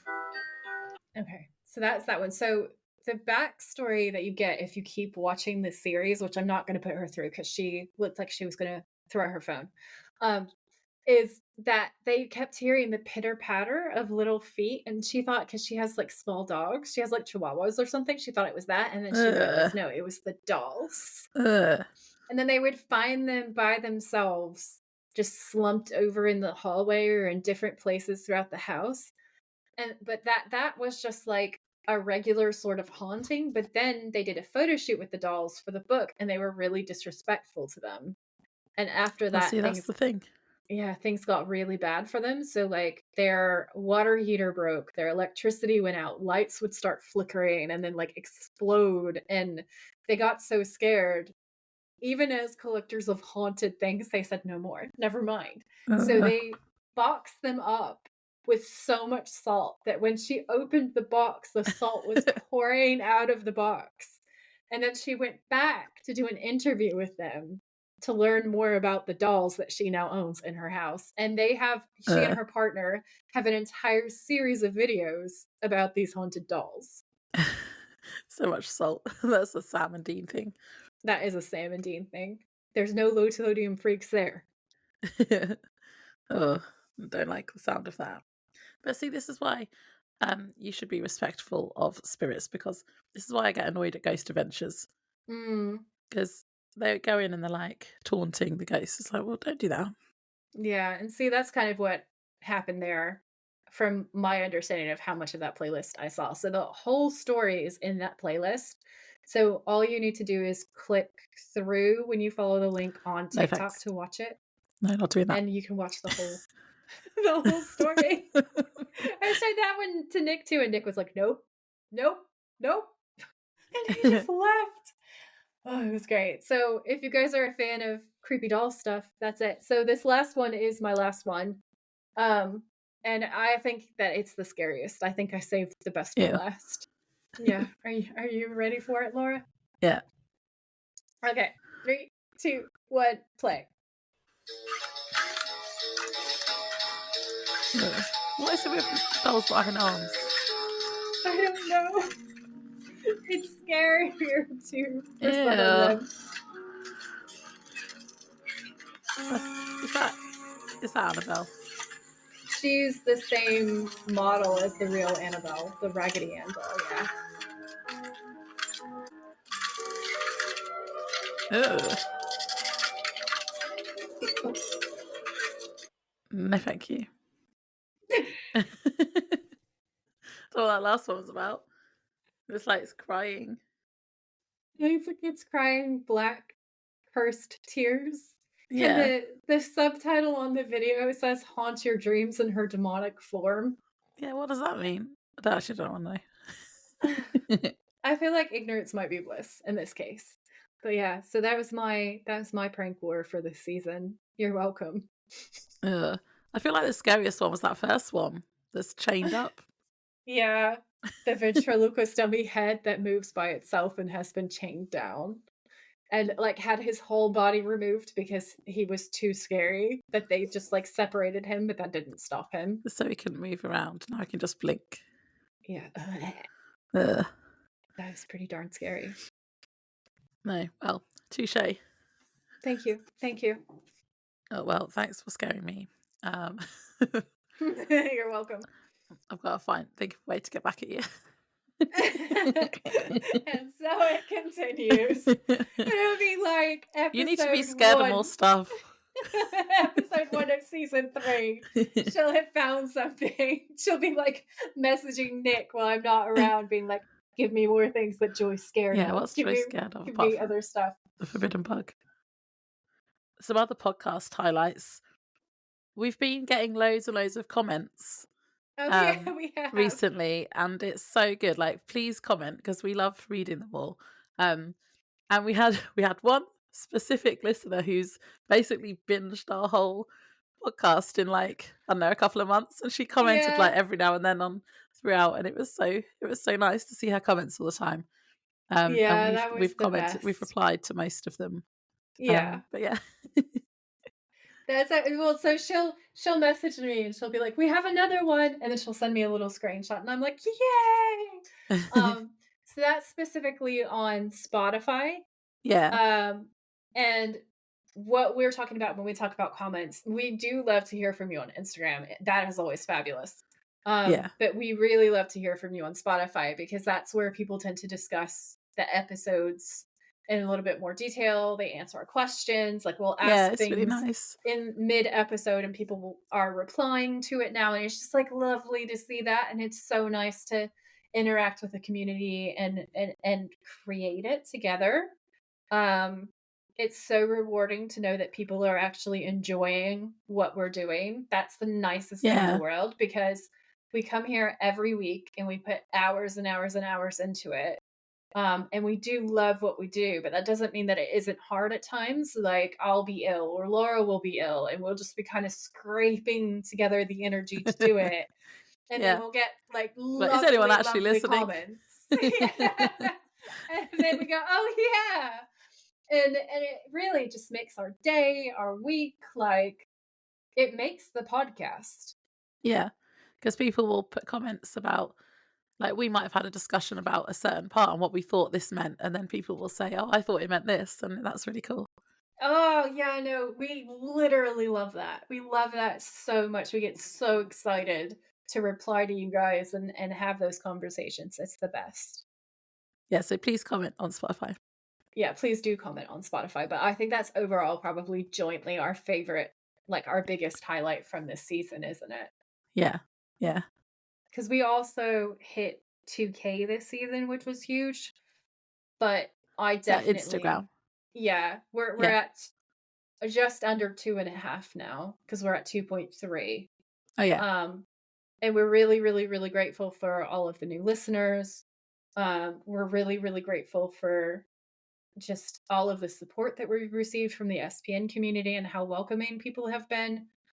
And I actually have a shout outs list for the end of this episode where I'm going to read some names out to say thank you specifically. Yeah. And that is going to include a lot of people who comment on Instagram and on Spotify. So thank you guys so much because like it's nice to see our numbers doing that, but we care more about you guys talking to us on Spotify than anything else. Like actual interaction with people. Because we don't want to think of listeners as just numbers. We want to know you all. Yeah, exactly. And with that in mind, actually, like if you have stories, send them in to our email because when we can do extra bonus episodes and stuff, the more stories we get. Because we got quite a few on the first time. We did, yeah. We were lucky. We asked for some, but then we didn't really get any on the second time. So send stories. We have always said like real supernatural experiences because that will be in our bonus episodes. But we're thinking of maybe having some, if you want to send in fictional stories that are scary, like short ones, maybe do that as well. And we can do them as a separate bonus episode. Just make sure you do state in the subject Label line whether it. it's Yeah. real or a fiction. But yeah, because we want to do some more bonus episodes and interact with you guys even more. Yeah, for sure. And that could be such a fun way of flexing everybody's creative muscles. So we could do like a Reddit, like a Real Encounters Reddit style of story, and then we could do like a creepypasta subreddit style of stories where people are like, here's my Yeah. terrifying tale. And I think that that would be so much fun. So we're definitely down for that. Just submit it to the podcast email at any time. We always see anything coming into that inbox. So that is the best place to hit us up for stories. Yeah, I don't feel scared to send things in. It can be intimidating to write in, especially if you haven't written before or if it's your first time writing a story. I promise you, we are going to be really sweet. Don't be scared. Just go ahead and throw your ring in the hat. You know, hat in the ring. I just said that backwards. I think we should leave that in because that was funny. That was me putting the horror in horror for you there. Yeah. So go ahead and just try. And you never know. You never know. It might make it on. We might absolutely love it. So don't be scared to try something new, you know? And I've actually found a lot of my friends are great storytellers. Yeah. Well, this is like, from in my experience of listening to like listeners' episodes on other podcasts, people are always like, "Oh no, I can't write," and then they write the most amazing thing. Yeah, and everybody's always apologizing, being like, "Oh, this is so silly. I don't even know why I'm submitting this, but here's my Yeah. story." And then it knocks your socks off. Yeah, it's not silly. Your story, if you're even thinking of sending something in, then I guarantee you will find it interesting. Yeah. Okay, so while I've still got a voice, should we do? Have you got anything else to say, or shall we go on to end of season games? Let's do end of season games because Laura can't actually say anything else. I mean, we've got a lot of categories, so We do. Yeah. so this is where we do our end of season games. Instead, they're like our end of episode games, but bigger, longer, more, bigger, better, more. If you like the games, yeah. I like the games. I like the games too. I think our first category is top 3 episodes. It is indeed. I've got 4 for some reason. Why have I done that? 1, 2. I wrote down 5, I think. Yeah, I wrote down 5. I think we should narrow this down to top 3, but I did pick a top 3, but okay. I was like, I couldn't not list all of the ones that I thought were really great. So the ones that I thought were the best from this season personally were Tall Tales, Night Shifter, Hollywood Babylon, What Is and What Should Never Be, and No Exit. And the ones that I put in my top 3 are Hollywood Babylon, What Is and What Should Never Be, and No Exit. So okay. No Exit I put in because obviously I love the romance and the book boyfriend and all of that stuff. There's also really great horror in that episode. And when I was kind of looking around to kind of remind myself, it is listed as one of the scariest episodes of Supernatural. No Exit is so creepy. What Is and What Should Never Be is just heartwarming and heartbreaking at the same time, but it's adorable. We get to see Mary again. We get to see what Sam and Dean would be like in an alternate world where Mary had lived, like what they would be like as people. You get this little sneak peek behind the curtain, and that's so cool. And you also get to see what absolute heroes they are, because both Dean and Sam are willing to sacrifice themselves to save other people. And it's just beautiful. It's beautifully done. It's beautifully shot. I love it. Hollywood Babylon is just fucking hilarious, honestly. Like Hollywood Babylon is so silly and so camp and brilliant that it's just, you can't not laugh your head off the entire time that you're watching that episode. It is so funny. So those are my top picks. How about you? Well, I've got some of the same. So my honourable mention then is What Is and What Should Never Be, because I really liked that one. That was a really good episode for the same reasons you said. So my third favourite is Hollywood Babylon. Okay, yeah. And again, same reason. It was just really funny. It's so funny. Like, I know it's a horror show, but I think 2 of my top 3 are because they're funny. Yeah. I do Well, like they No do Exit, but that's not comedy on here. so well. Yeah. I feel like No Exit would have been up there as well if we'd had like a top 5. Maybe that would have been in there. Yeah. So second is the season finale, the part 2 of All Hell Breaks Loose, because it was just That was really such a good close to episode. being on that list for me too. Yeah. Yeah. I just really liked it. I liked how we had Ellen back. I liked Bobby. The action was good. The horror was good. Yellow Eye Demon was hot. It's a great episode. They kill him. It was amazing. And then my favourite's Tall Tales. Tall Tales is so good. Again, it was the silliness, like the fact that there was like the alien bit and the alligator in the sewer. And the fembots, who are not Yeah. fembots, but they're basically fembots. Like, Yeah, it was funny. God, it's so funny. And the trickster, I like him. And I know that he comes back, so yeah, that's that's Something favourite. to look forward to. Yeah. I love those. What was your scariest episode then? Well, see, I don't know if there was a standout scariest episode. I think I've written one down, but you know how in season 1 it was like, oh, it's definitely Bloody Mary because that was so scary. Yeah. I feel like there were sure. lots of scary moments in season 2, but not necessarily the scariest episode. Yeah. I mean, I suppose it should be the clown one because I'm scared of clowns. Yeah. But I remember watching it and thinking it wasn't. I was moaning about something. Was it that it was rushed? I feel like I was moaning about it being rushed. You thought that it was rushed, yeah. And like the clown stuff was separate. It was like 2 storylines at once or something. Yeah. So yes, that was. I mean, the clowns were scary, but the episode as a whole, the gin was also scary. Yeah. But yeah, I guess overall, I'd have to say the clown one. Yeah. I went to look to see what people said were the scariest episodes from this season, and a lot of people actually said that the clown episode was one of the Yeah. scariest. So Everybody Loves the Clown is the title of the episode. That was right up there. Nobody Playthings Loves the was right Clown. up there. Yeah, Laura's bandwagon. Playthings was one of the top episodes for scariest, and then No Exit was one of the scariest as well. And I have to say, like, I probably agree with that list for scariest episodes. But I Yeah. actually went rogue because the thing that scared me the most was Sam being evil and born Oh, under a bad yeah. sign. That terrified me. Like, I was so shook that whole episode. Yeah. It's not the whole, it's like when you get into the second half of the episode and it's just Sam being possessed and evil and It was horrible. Like, I uncomfortable. thought it was terrifying. It was terrifying. And it hits different because it's Sam. And Sam Yeah. is like the nice, kind, emotionally available brother. Do you know what I'm saying? Like, it's such a twist and it's so dark. And it goes so dark when he captures Joe. Like, that is awful. Yeah. So yeah, that was my scariest episode pick. I forgot about that. That was a scary episode. It was terrifying. They blocked it out.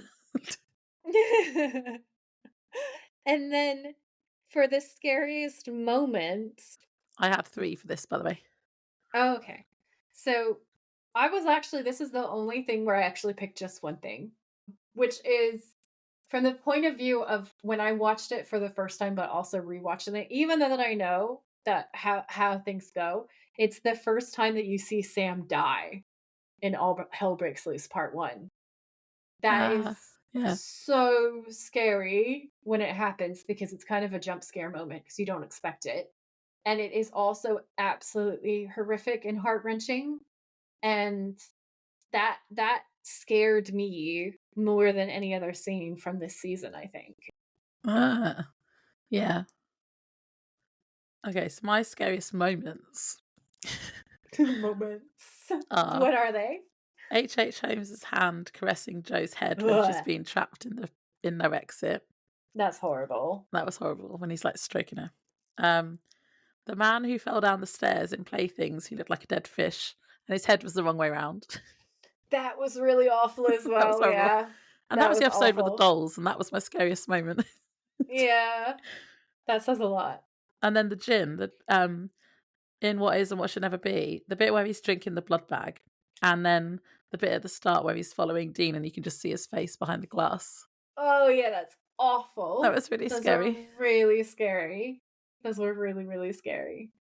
There's also a part in Night Shifter that gets to me when you don't know who the shapeshifter is. It's one of the scenes where they're in between and they don't totally know who it is, and the stress is really ramping up. That really scared me. Yeah. Shapeshifter goo. There's also that part where Dean's fighting with her and her arm comes, like the skin of her arm just like peels off, and that is a disgusting scare. There's some really, really good ones. Also in Hollywood Babylon, the jump scare when you first see the dead crew guy, air quotes dead crew guy, because it was all a prank, wasn't it, for publicity? But that is terrifying. That part really got to me. There's the ghost where like his head looks like he's been attacked by a weed whacker. That was awful. And there's that scene in No Exit where the creepy old man ghost, McCready or whatever his name is, he's cutting her belly open with his fucking ratchet fingernail. His fingernail. Really slowly and horribly, and she's just screaming, and that is disgusting and terrifying. Yeah, that was disgusting. There was quite a lot of scary moments. That's what I mean. It was scary moments was easy to pick, but scary episode as a whole. Yeah, what was the scariest is hard to say. Yeah, I did have a really easy time for least favorite though. Yeah, same. Yeah. I wonder if it'll be the same one. Should we say it on 3? Oh, you go first. The least favorite episode. Actually, I can think of another contender for you, so it might not be the same one. Well, mine's probably going to be obvious because I moaned about it the whole time. Yeah, I moaned about this one the whole time. I think they're different. I know what yours would. Should we say what each other's one is going to be instead? I can't think what yours was. It might be what my second one was, which was Simon Said. No, I actually like that episode. Actually, that's a really creepy episode. He was scary, actually, wasn't he? The Elijah Wood guy. Horrible parts in that one. Yeah, when he's ordering the women to do that stuff, that is awful. I thought you would say that your least favorite was Children Shouldn't Play with Dead Things. Yeah, that is my least favorite. Because you ranted the whole time about how the zombies were shit. She wasn't a very good zombie. Sorry, actress who played it, the zombie, but you're rubbish. Oh, and Necromancy Neil. Necromancy Neil was great. My favorite part of that whole episode was how Sam got caught watching porn and Dean does not let him live it down ever. I forgot that was that episode. That was so funny. What was your least favorite then? My least favorite was Croatoan because it was so stupid. Oh. And I wrote, if you took it out, I don't even think that it would make a difference. There's like one good scene, and I sort of took it back later because one of my favorite scenes is in it. But if you take that scene out of that episode, was it the scene that we had an argument about? That episode, probably. I thought it was good. Maybe but like. For real, my rant will not be stopped, Laura. Like, if you take this episode out of this season, it changes nothing. The storyline does nothing for the progression of it. I swear to you. I beg to differ, because we found out in that episode that Dean could not kill Sam if he needed to. But see, that's like the one scene that's sort of important. There's just this little set of scene packs that's important, and that's it. And you could just shove that into a different episode and not have this totally shit episode where it's all about some kind of weird fucking medical drama about them having sulfur in their blood. And like that was stupid. And then like, oh, does Sam have these deep? What are you talking? There's a whole section later on that's so much scarier. Right at the end with the whole Demon Town thing and Azazel. Croatoan's just so stupid. It's so stupid. We did have a good female character in that though, which are we don't get them very often. The doctor, he like worked everything out. She was all right, but like she had the stupidest lines to say, and it just sort of ruined that's not her fault. Me. It's not her fault, but they gave her idiotic shit to say.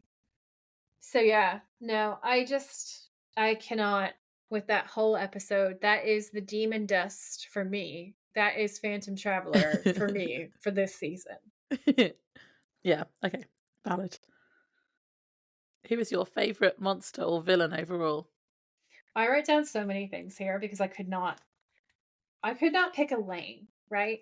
Because you have monster / villain, right? So my favorite monster was the trickster, and then my favorite villain, I was like, is it Azazel or is it John Winchester? Because John Winchester is a villain. Low key, he's a villain.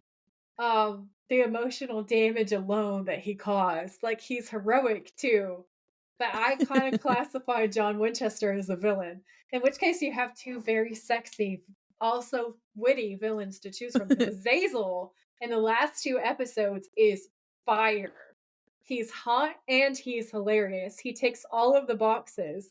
But then you have John Winchester popping up from hell to grab Azazel and make sure that he gets dead, and that's really sexy. So, like, how do you choose? How do you pick? So I was like, my favorite monster is the trickster, and then my favorite villain is Azazel/John. Yeah, okay. Well, I said that the Djinn was the scariest, so he was like my favorite, scariest villain or monster. But my Yeah. favorite is Yellow-Eyed Demon because he's funny Yeah. and hot and Yeah. horrible, evil. He's great. I had honourable mentions go to Gordon and the Crossroads Demon. That's fair. Demon Barbie is so hot. The Crossroad Demon is hot. 10 out of 10. Gordon's also quite sexy. Like, even though he is totally off his rocker. Batshit. Yeah, Sterling K. Brown is just 10 out of 10 in everything he does. Yeah. What was your favourite motel? This was difficult because I don't feel like there was that many this season, actually. I cheated and I wrote down that it was Mary Winchester's house, which is not technically That's speaking not a motel. But Dean kind of treats it like it's a motel, low-key. No, Joy. So I think that's not right. Okay, fine. Because if we're playing that game, then I would go with the hotel that was like the Overlook Hotel in Playthings. But that wasn't a motel. Was amazing. Apart from the dolls. Let me just check if the one that I'm thinking of is actually in this season, and then I have an answer. Okay, well, I'll go with mine because I've got 2 that I can't decide. Well, I think my favourite one is the funky 70s style one. That one was the one that looked like the Overlook Hotel, and that was also in Playthings. Because it had like the 70s wallpaper and the carpet and stuff that looked like Yeah. And then I suppose my runner-up was the Blue Motel from Hunted because it was nice. It was just blue. So it looked like I'm a nice place. I'm gonna go with a really weird one, and I'm going to choose the Sherlock Holmes themed one, the Hound of the Baskervilles one from Crossroad Blues. Oh yeah. Oh, that's got a note one that here. I would pick. I had a prediction for you because you mentioned it, so I think you've probably just forgotten about it. I wrote down, Joy is probably going to say the beer-themed one from Night Shifter. Oh yeah, I loved that one. Actually, yeah, I will pick that one. I forgot I'd written that down. Well, I forgot that it existed, so good job both of us, I guess. I feel like there was lots of episodes where they didn't actually stay in a motel this season. Yeah, true. Right, we're getting into the nitty-gritty now. We're getting into the favourites. We are. Yeah. Best thirst trap. I think I've got top 3 for everything left, actually. I have 1, 2, 3 of these. So Dean losing his shit to save Joe and no exit, and also in the other one when Sam goes evil. Thirst trap. Night Shifter. Are you doing these? Are you doing these in like from 3, 2, 1? Are you doing? Was that your favorite one? I literally cannot pick. They're all just in first place together. So then the thirst trap at the end of Night Shifter when Renegade by Styx is playing and they walk out in the uniforms and then take them off and you realize it's them and they get in the Impala. Oh my god. I thought you'd have that one. I can't even. It's so good. It's unreal. And then this one you will have also, which is Sam jumping in to save Tyler from her psycho dead aunt ghost when he swan dives into the pool from the top railing and does like a 2-story jump into the pool to save that little girl. That's the first trap. That was my 3rd place one. Second place was, I got actually 1 and 2, I don't know. They're the same. Dishevelled with a shovel. I love that. That was the only good bit in Children Shouldn't Play with Dead Things. True. And then first place I've got Sam digging the grave with his hair in his face in Folsom Prison Blues. See, I love the violence from Dean, and you love Sam digging. That's like, it's just Jared Or being a digging human shield. and being a human shield is hot. Yeah. Because I also liked when he protected Ava in Hunted. Uh-huh. And you like some altar throwing. Yeah, if he gets Some angry and evil chucks altar stuff. throwing. Yeah. Yeah, or if he's being a human shield, or if he's got his hair in his face. Yeah. Specific. I love it. I love it when Dean goes violent to protect Sam. Or to And I protect love it when women. Dean drives and when he goes violent to protect women. Those are the ones. We're on to favourite quotes. Mm-hmm. So I wrote down my favorite you quote. And then I wrote down my favorite show quote as well. Oh, okay. So my favorite podcast quote was, were you going on about the stakes being a foot long and girthy, and also when you said that they gave themselves an extra inch in Folsom Prison Blues?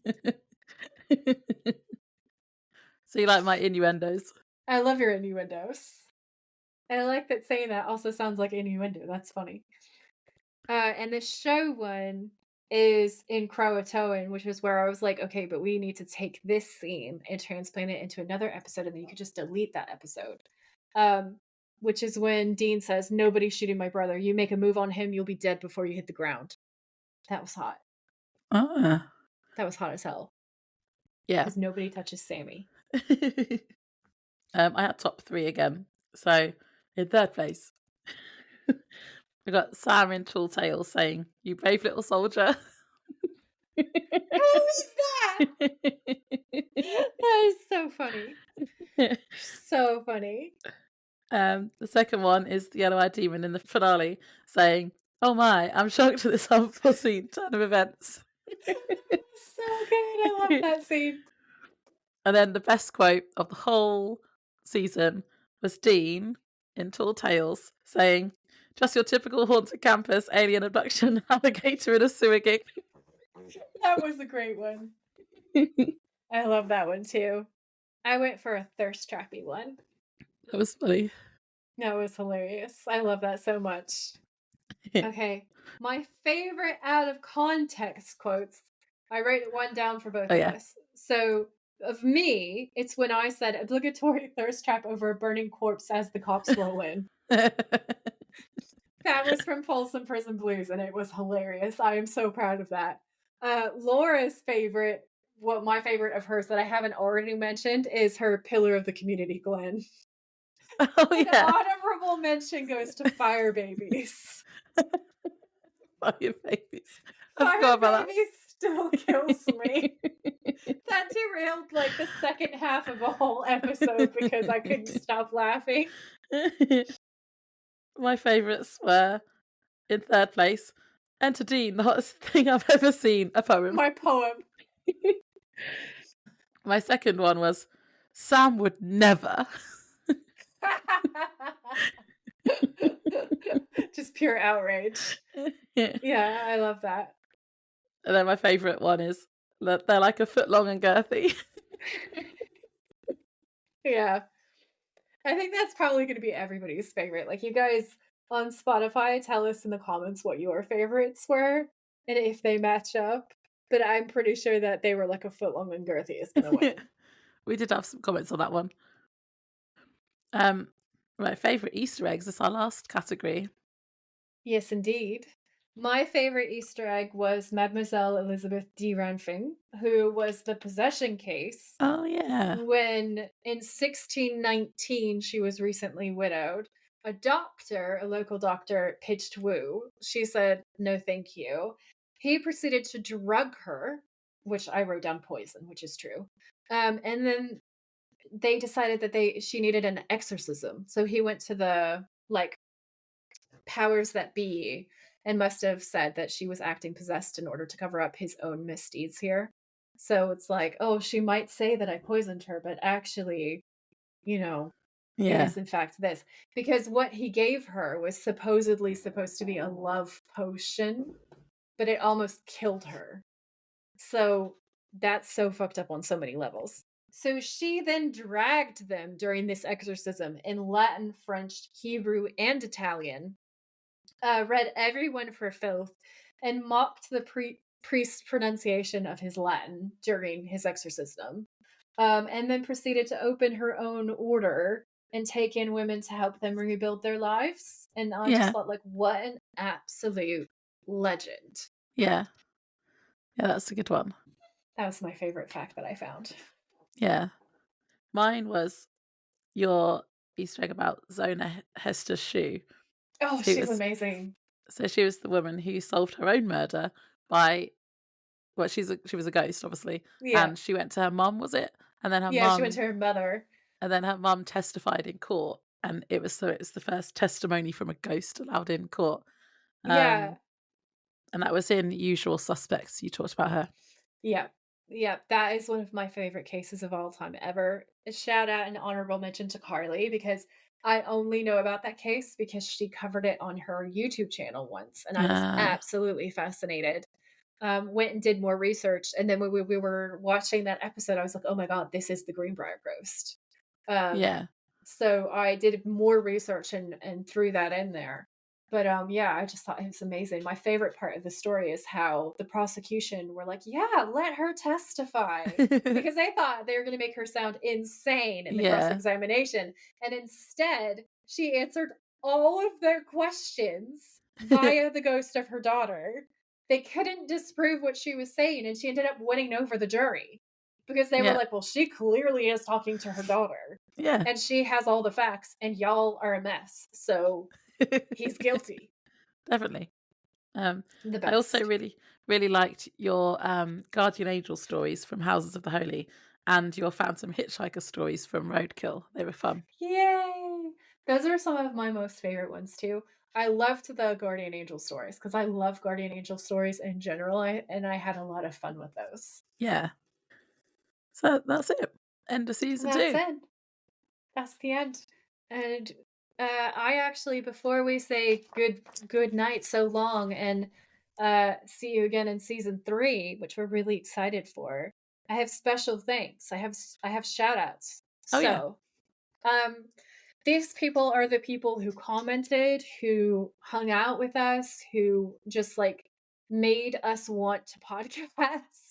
They made our days, they made our weeks, they were everything. So the first one is special thanks to the SPN verse, who is at the SPN apostrophe verse on Instagram. So kind, so thoughtful, always shares content, always credits the creator. Is the glittery heart-shaped glue that holds the supernatural community together online and so many different places. So much thank yous to the Espin verse. She is literally the best. Her team is awesome. The next person that I'm going to shout out is Bianca Alonso, who is at Pizza Bianca. If you guys aren't following each other but you want to connect on Instagram, she is kind, sweet, hilarious, awesome. Every interaction with her is a pleasure. Could not get enough of her comments. Like, she's just the best. The next one is at Dust and Flame on Instagram, who is Jade Yarrow Juntnan. They are absolutely hilarious. They were telling us about how they were listening to our episodes and really enjoying them on the way to work, and that they were going through them really fast and didn't want it to end, but like, we're going to catch up and not have a stockpile, and that really made our week. So thank you so much to Dust and Flame. Then the next one was, we actually had a kerfuffle on Instagram. We've had a couple of times where people have stolen our content on IG. And one of the people, aside from SPN Verse, who also really stuck up for us, was smarties.g. So at smarties.g on Instagram, who is a Nel Grasso, who is so kind and so sweet and so enthusiastic and such a brilliant fan of the show, knows so much. Has an incredible collection of really cool things that I'm excited because she's posting more and more on her page. She is a fantastic fan and a really big part of the SPN family. She made me want to make reels again after that incident, and I just really appreciate her. Oh, My that's my nice. favorite child, Michaela. Oh, yeah.